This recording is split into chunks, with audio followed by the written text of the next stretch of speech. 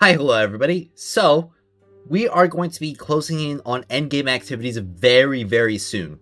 Right now, we are sitting at a level cap of 65.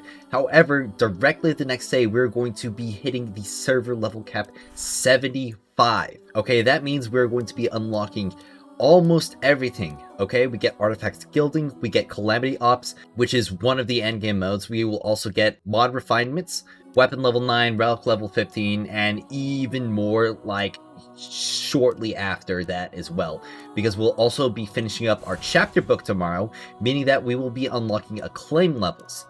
And this will basically like open up the entire game, at least until the season starts. So what's really important is that you are prepared to grow your account as much as possible in this period in order to properly be able to tackle the endgame modes. Because if you do not prepare for this endgame, you will not be able to clear it. Now, I will preface this that most people will probably not have the resources or skills necessary in order to full clear most of the endgame content or be like really competitive in this very first reset. So it's going to be a situation very similar to the raid day 1, where a lot of this early performance is going to be based on the most dedicated and also the luckiest people. Because if you just don't get the exotic drop that you need, either from random drops in the world or from synthesizing random engrams here, then you just might not be competitive initially. However, the more weeks pass and the more time that passes, the more exotics that you obtain, or the odds of getting what you need for the character that you are using will improve. So I'm preparing this guide to let you know about absolutely everything that is coming that we know of. So primarily what we know is coming is from the pre-release video right here. And what we know is that Grandmasters is going to be a higher tier of difficulty, probably one of the highest tiers of difficulty in the game. And the power level that we're going to want to hit in order to just be on that level for the activity is going to be 65k. And from my experience in the beta, when we were pushing like these really high endgame power levels, every single upgrade is going to matter more and more. Every single increase will cost even more than the previous increase in power as we reach closer and closer to those like really high numbers like 65k. And as a lot of you are probably well aware now because of the day 1 and also the earlier days of the raid, being underpowered really sucks. You deal significantly less damage, and you take significantly more damage. And that is also terrible for the endgames that you'll be participating in, because both the Expanse and Calamity Ops are both speedrun modes, which means you will be scored based on how fast you clear them. So being able to defeat enemies faster and also play more aggressively, and because you can stay alive longer, will be the most important thing that you'll be able to do. And that's why when I judge characters, I judge them based on how fast they're able to clear enemies, how fast they're able to move through a map, and how much sustain they have. And because we are going to need to be pushing these really high power levels, that is why I have been recommending people and basically like telling everybody, hey, you are going to want to focus all of your resources into one unit when we reach that like level 70 threshold. Because if you spread it out, you will quickly run out of resources and you will be stuck below power, and you will be stuck not clearing this stuff, while other people who did focus all into one character will be able to. And we aren't able to preview the full cost of the materials yet because we don't have access to the acclaim system. However, I will say from the beta, for level 5 weapon mastery cost 8 of these incandescence clusters here during the beta. They might have changed it since, they might have slightly lowered it, but considering that material costs have not really changed much for other things, I would imagine that would not be a very significant change. Additionally, the final levels of your relic will also be costing these incandescence clusters, and these are like pretty significant jumps in power. Like this is 800 right here. This is going to be 800 per upgrade, so that's almost 1000 power per upgrade here. So they are very valuable in order to be upgrading your character. And these incandescence clusters are very limited, and I mean very limited, okay? You get them from a handful of places. You get them from the Fortuna Dust Shop, 5 per month. You get them from the pack shop exchange twice per month, and you get them from Calamity Ops, and that will either be ranking up, which will happen on a reset basis, or if you hit certain score thresholds early on, and it will also be based on if you retain your rank in the Calamity Ops. There will be one other source, and that is through the black market. However, there is one big resource that will likely be hogging most of your black market coins going forward in this game. And to talk about that big resource hog, I will be bringing up your exotic weapon. So right here, you can see that I have the Satilixi Smart Bomb, and we also have access to some of the exotic upgrades now. So you've got the normal catalyst, which you will be able to slot in. All it costs is the catalyst. Then we got this first upgrade here, which costs 10 of these cores. Okay, we got the next upgrade here, 20. All right, this one costs 30, and this one costs 40, plus one of these superposed photons. 40, 50 plus 2 superposed photons, 60 plus 2 superposed photons. This costs 40 plus another copy of the exotic, and this costs 100 plus 2 photons plus 2 copies of the exotic. And these are not insignificant boosts to power either. That's 1,000 for every single catalyst band. Okay, it's 400 for every single one of these upgrades here as well. All right, and like I said, you are going to want to be squeezing as much power as you can from every single resource. So upgrading your exotic will be more significant boost to power. And if you completed the campaign today, you would know exactly where to get these exotic weapon infusion cores. And it's from the legendary campaign right here. Okay, you have 3 weekly claims, and this will give you 10, and it'll also give you a 4% chance at a superposed photon. Okay, now I'm gonna say this like very, very bluntly. To max upgrade an exotic, it's going to cost 390 of these infusion cores, and it's going to cost 7 of these superposed photons. Yeah, and the basic or the base pinnacle rewards, like the non-weekly bonus, it's a 1.5% chance and 4 infusion cores. Now this is a lot better going from the beta, because the beta this was only 1 infusion core, so you would never want to claim normal pinnacle rewards here, and it would take ages. Thankfully, now we can grind them out a bit more so long as we're spending our pinnacle rewards here. However, when we're like building our endgame characters, our pinnacle energy is going to be hogged by so many other places. Funnily enough, our relic is probably going to be the least resource hungry outside of the incandescence clusters, but we will likely be able to get a good amount from most of the free materials that we've been given and the regular material drops that we've been given. So that I don't imagine will be the biggest issue, but the exotic weapons are definitely going to be a large resource hog, much like basically every single other thing that we have. Another large resource hog that you will be running into is actually going to be the weapon mods themselves. Leveling up your gear to max will likely be a very kind of automatic thing, because you'll be getting all of the same weapon level up materials that you'll want by playing the activities that you'll be grinding for the weapons. So long as you are spending pinnacle energy, I will preface, because you will not be getting luminite, and you will likely not be getting mythic weapon cores if you do not spend pinnacle energy. These are not available, or these have not been shown to be available in basic rewards yet. And if these aren't available now, I don't imagine the luminites are going to be available in the future, even if the mythic cores are available in the future. Now, when it comes to the mods, we will be getting 2 tier ups in the mods. We'll be getting mythic mods, which we will likely get a lot more of, and these 2 mods are probably going to be very similar to how the artifacts are going to function in this game. And then we have the exotic mods, which will be a pretty significant power jump. Like the base power is going from like 186 to 266 to base 332.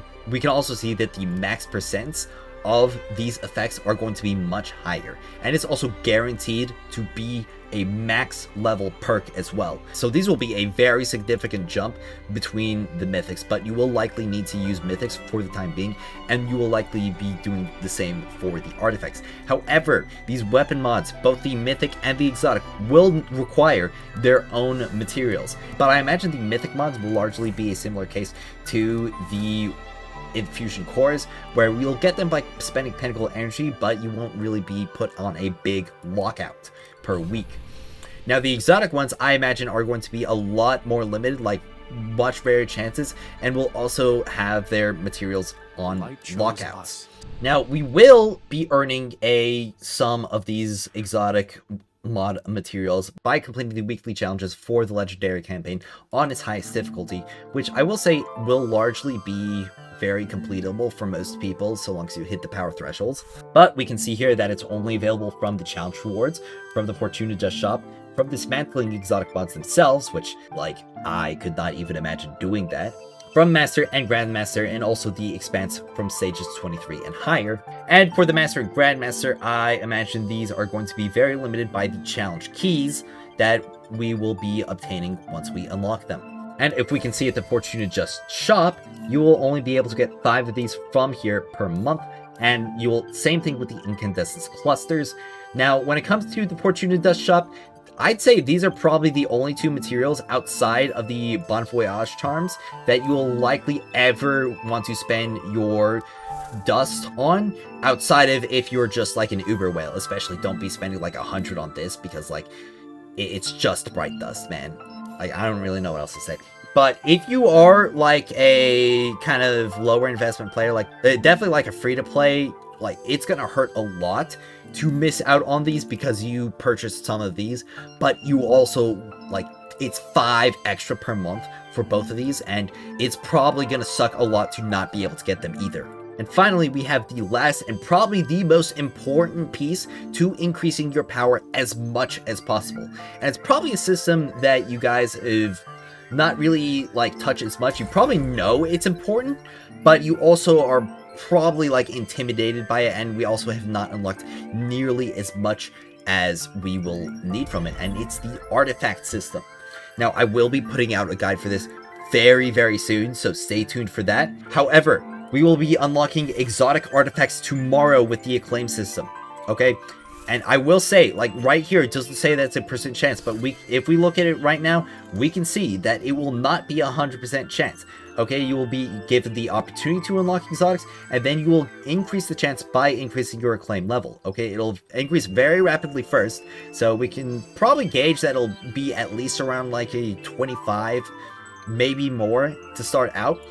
But we probably won't be able to get it very, very high. Like, it might not even be a situation where we can even get a 100% chance. And if they function the exact same as mythic artifacts, like, that would probably be doable for a lot of you. However, there's one major difference between the mythic artifacts and the exotic artifacts, outside of the fact that the exotic artifacts are just going to have an extra attribute slot, so they are just going to be intrinsically better. But the main issue with the exotic compared to the mythics is this right here. Every single exotic here will only be able to be equipped by a character of a particular element.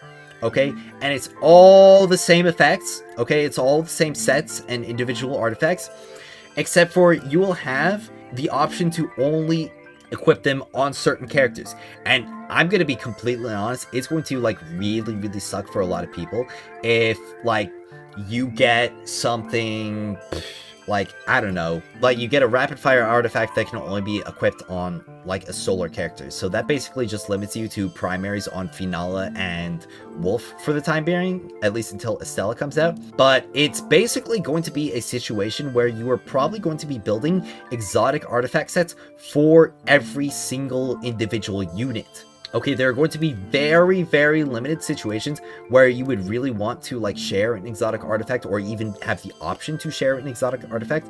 Like for instance, if you are building like support artifacts or piercing artifacts on 10-2, you would not be able to swap those over to Umeko, because Umeko would be a void unit. However, if you build some like very general use artifacts, like for instance, I've got one on my Wolf and 10-2 currently, because I have largely not like grinded out the artifact system, because I was anticipating these exotic artifacts from the pre-release. Like this Bellicose Pantesimal, you would be able to use it on Wolf and on 10-2, and it would work. Like this would probably be one of the better exotics, or this would probably be one of the better artifacts.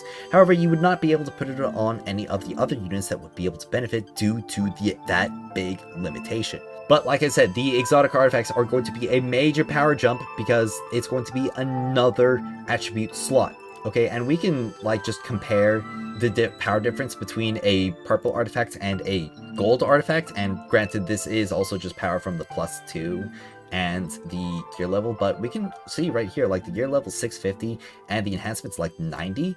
Okay, it's only getting an extra like 160 power from those upgrades from it. The rest is coming from the attributes, and stacking even more attributes is going to grant even more power. It will be especially important in order to hit these perk upgrade thresholds, okay? Because this will not only increase the set effect bonuses, but having more attributes and also having more attribute perk levels and artifact perk levels will greatly increase your power. You can see, like, from the perk levels of my artifacts, I'm getting 1800, okay? So just imagine, like, getting massive jumps in power from that because you're hitting these. So you're going to, like, right now I'm at like 7200. We're probably gonna see like 2500 power from our artifacts, and I think it was also shown in the pre-release stream right here. Like, yeah, like as we can see here, this is like 21k power, essentially like maxed out artifacts, okay? And we don't even know how much power is going to be coming from this, and this is going to be an element fruit hog, okay? Like, this is going to be stat upgrades for all of your base stats, and you will be spending a lot of element fruit in here. So I imagine, like, we reached like tomorrow, and I'm basically going to be spending all of my pinnacle energy getting these exotic artifacts and like getting these artifact upgrades, because that is going to be like 13k power or more going off of like just what I have right now. Because I'm already going to have a lot of the materials I need in order to max out a character's relic, and the weapons, I'm largely going to be getting a lot of the materials from them. However, you are going to have to be really, really stingy with your materials and how many characters that you build, okay? Like, I cannot stress this enough. This is exactly why I and so many other people have been telling people you are going to want to hyper focus on one unit, because things are going to get really, really expensive really, really quickly. And the final thing that we will be upgrading tomorrow, and when it comes to endgame resources, is the black market, okay? And if you think you have enough black market coins right now, I don't really know where I could maybe showcase it. Maybe if I go to the pack menu and show the coins that we've got from the pack hunt. So if I take a look right here, okay, no, it doesn't show me how many I have. You are going to need a lot of these, okay? Remember the superposed photons that I talked about earlier, the ones that have an extremely low drop chance, and you need 7 of them to max out an exotic? Those are going to cost 20k tokens, okay? And this is probably, or this is one of the main reasons why I was recommending people get the monthly sub, because this is going to give you a significant amount of black market coins over every single other resource that is regularly available in the game. And we can see here, like, it's a bare minimum 45k, but I'm telling you, like, this 150 plus, like, it's basically just plus. Like, you're going to be getting 2,000, 4,000, 3,000. I've even had 6,000 on a day. So you're definitely going to be getting a lot more than what's listed here, on top of the Lumia leaves for your pulls in the future, which will then also allow you to get more Fortuna Dust to then be able to get these other exotic materials as well. So when it comes to like upgrading your character's power, you are basically going to want to find the cheapest upgrades that give you most power, okay? Relic abilities are going to be a very consistent upgrade, and you'll probably be able to max out one character very easily with the materials that you'll be able to obtain early on. The exotics are going to be a long-term investment. I imagine you'll probably be able to get like maybe up to here within like this first week, and probably up to here or even here in like a second week. But obviously every single thing is going to have its cost. Like, if you are past the weekly thresholds, this would be 10 pinnacle energy claims right here, and my face is blocking it, but it's 40 infusion cores. This is 10 pinnacle reward claims on the legendary campaign without the weekly rewards, okay? But like I said before, like, one of the biggest power boosts you're going to be able to get is from artifacts, okay? I showed you earlier, like 7,200 right now with like mythics with +2, okay? And with exotics that are +10, like over 20k. So when it comes to where to start spending your pinnacle energy, like going off of it, like obviously you're going to want to be keeping up with your weapons enough, but you're going to want to like grind out the chaos, like spend almost all of your pinnacle energy there for a solid bit until you've got like several good exotics or even just like a couple really god roll mythics, and you're able to just like get as much out of this as you can, because this is like I said before, this is going to be one of the primary ways you earn power, and it will also be giving you elemental fruits, which, like I said before, this slot right here unlocks in team level 71, unlocks tomorrow, and this will be stat upgrades, okay, that cost elemental fruits, and you get elemental fruits from chaos, and you cannot get elemental fruits from basic rewards, only from pinnacle reward claims. Okay, this is where like the resource clampdown happens. All right, all this stuff in Endgame. Okay, we had our fun progressing through, not really having to care anything, but this is where like planning properly and spending wisely is going to be the big difference between being able to clear Endgame or being able to full clear Endgame and being locked out of that and all of those rewards. Because being able to clear the Endgame will help you get more rewards for your Endgame upgrades. So being able to get and not even being able to full clear, but being able to get further along than you would be able to otherwise will also start helping you set up your account for future successes. It will also allow you to build more characters and save up resources for future characters if that is something you want to look out for. So if I had some recommendations for spending your pinnacle energy, obviously you're going to want to spend enough in like the strike playlists and the gauntlet ops playlist in order to have the infusion cores in order to upgrade your weapons, just like straight up, and will also give you chances for those god roll mythics that you are looking for. Of course, you will be able to infinitely farm mythics regardless, so going for mythic weapons is probably like on the lower side of the priority. So if you have enough materials, then you probably won't have to worry about it too much, and the challenger keys are separate from pinnacle claims, so that is one place where you will be able to save pinnacle energy. But for the time being, like the two best places to spend your pinnacle energy is this for exotica upgrades, because you will get a lot of not just like power increases, but also just like strength increases from your exotic weapons. And right here, chaos. Okay, this is going, like, I am going to live in here for a week. Okay, I'm saying straight up, like, starting tomorrow, I'm basically putting all my pinnacle energy in here until I get like some good exotics. Okay, I'm not saying that like this is the only place to spend pinnacle energy, because like I said, legendary campaign, very important, especially to hit those weekly claims. You can also grind it out for more infusion cores if needed, and also like just getting enough upgrade materials for your weapons and getting more weapon claims in general in strikes. But as much as you can, try to get more of these exotic artifacts, because you will be needing them. Okay, and thankfully, because they have added systems in this game to help you. Okay, because if we go to the artifacts right now, okay, I won't be able to like properly showcase, but you will be able to transfer attributes. So if you get an exotic duplicate, okay, you will only need to get like one exotic that has the right perks, and you will only need to get one exotic that has high stats. Okay, because you'll be able to transfer the attributes from one exotic to the other exotic that has higher stats. Okay, so that's what you are going to want to look for. You're going to want to find an exotic with the right perks, and you're going to want an exotic with the right stats, or with the high enough stats. Okay, and that is how you are going to get your god roll exotics. There's also another material right here that we'll be able to earn from Singularity Chaos, perhaps tomorrow when we get reward level 7, and it's for artifact refactoring. And I'm going to be completely honest, artifact refactoring is like entirely new to me.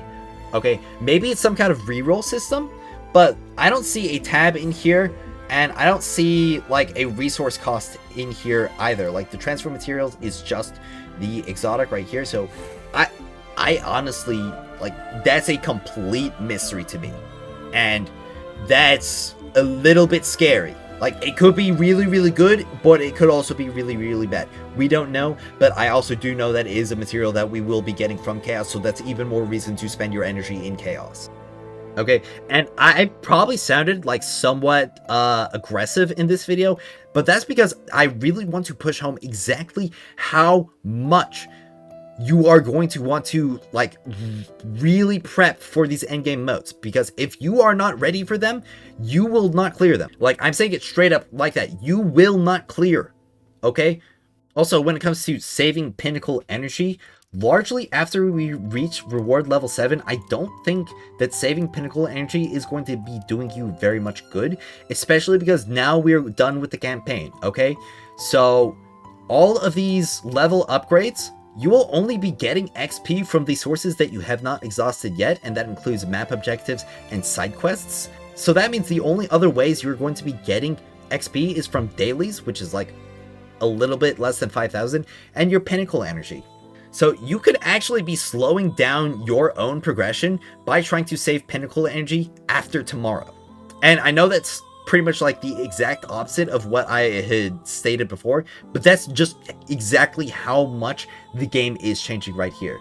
And again, the reward jumps going from like level 70 to level 80, it's not going to be very much, okay? We're not going to be going from like 1% chance exotics to like 2% chance exotics or anything like that. Or we're going to be getting like double the amount of mythic parameters. We're largely getting pretty much all the materials that we are going to get, and the only like real extra material that I imagine we're going to be obtaining at level 80 from mythic or from pinnacle energy drops is going to be the luminite for enhancement, and that's just gonna have to be like one more material that you have to prioritize. But that's really all I have for this video on endgame prep. Obviously there are still some unknowns, because this is probably the biggest set of changes that we have had from the beta going into launch, but this is the best way to prep with the knowledge that we have currently. Alright?